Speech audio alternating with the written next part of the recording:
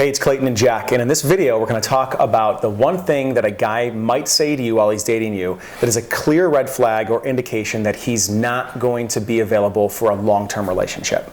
Now, this one thing can come in different forms, but most often how it comes out is, I'm just not ready to date right now, or I'm not ready for anything serious.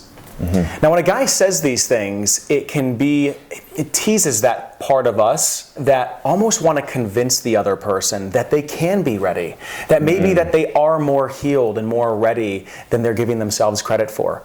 And the mistake that we can make, the fool's errand, as loving, open individuals that perhaps want to have a long-term relationship, that are ready for a long-term relationship can make, is thinking that we can change that person's heart or get them to be prepared to give themselves completely to us.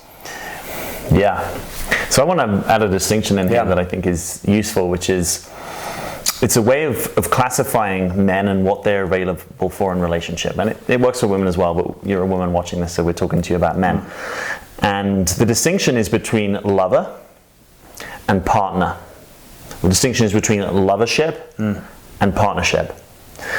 Now, the essence of a lovership is it's a sexual and romantic connection, but that it's not really about having day in, day out contact with someone. It's not about having a stable, ongoing relationship into the future. It's maybe more like someone you get together with for weekends, or that maybe you live in different parts of the country, or that you've gone on a series of hot dates. And lovership is amazing. I think we've both probably had experiences of loverships that have really opened us up and been transformative in certain ways. The key thing we're offering you here is not whether lovership or partnership is better, is the opportunity for you to notice what is it that you want from relationship. And if you notice that you're available for partnership, you don't want to get stuck in a lovership and trying to turn it into a partnership. That's a very difficult road.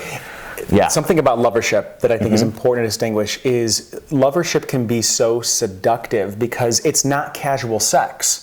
Yes. Right? So often when I'm working with women and they start telling me about this connection they have with a guy, they say, but no, Clayton, it's real. I have these emotions are there. He feels them, I feel them, we both feel them. Yes.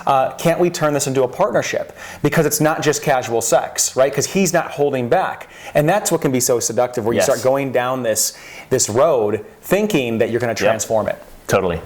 Yeah. And by the way, most of the men that you meet probably won't have this distinction. Right. So they may be also, in a sense, they may be thinking the same thing, right? Wow, this is really good. There's a really good sexual romantic connection here. Maybe she could be the one. Yes. Even though probably if you really got them to slow it down and deep into their intuition, they probably know this is not the woman that they're going to be with for a year, 2 years, 5 years. Yep. So just to be clear, what's partnership? Partnership is where you are in each other's lives ongoingly. It's where you're supporting each other, probably professionally, maybe domestically, possibly financially. You might have some shared things in your life, right? Shared resources or a shared home. You've probably got a vision of where you're wanting to go together. And there's probably a way that the way that the contact between you occurs just has a natural sort of stability to it, right? Where you kind of want to be in touch every day, and you're not trying to de-escalate the intimacy, right? You're not trying to say, oh no, I'll see you just next time I'm in town. It's like, no, I want to kind of be with you, and I want to connect with you.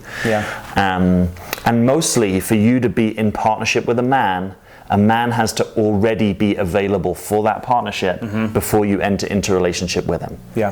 Right? That's not a hard and fast rule for every instance, but if you want an orienting generalization that could serve you and you want partnership, find a guy that wants partnership. It's such an easier way to partner. Yes, absolutely. Yeah. And if you were finding yourself that you are in a lovership currently, there's nothing to be ashamed about, because loverships, as Jack and I are talking about, enjoy it for what it is. Yeah, they're beautiful things. You're able to connect with another human being, and sometimes taking away that element of the future and the pressure of what things can turn into is a beautiful place to be, and a lot of growth can actually happen in that. Yes. The point is that you just have to be clear about what you really want and how long you want to be in these different territories. Totally. Yeah. It's like confusing a holiday for a home.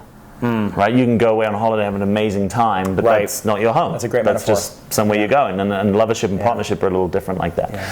So, Yeah, Jack and I have created a webinar that we want to tell you about, and we've been talking about it in some of these videos at the very end, and we encourage you, if you have not watched it yet, it's an absolute must.